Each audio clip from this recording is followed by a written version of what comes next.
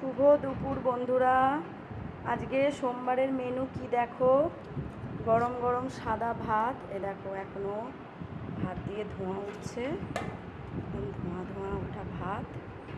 আর এই যে এখানে রয়েছে উচ্ছে ভাজা, ঢেঁড়স ভাজা, আলু ভাজা ছেলের খাওয়া হয়ে গেছে।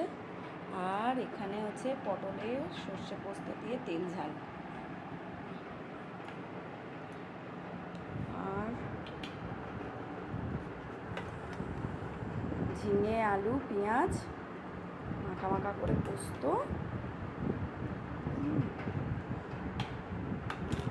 আর এখানে লেবু কাটে রেখেছি, ছেলের ডাল। আর এই যে আমাদের তেঁতুল দিয়ে টমেটো দিয়ে বড় বড় করে ডাল, টক দই আছে, ব্যাস এইটুকুই।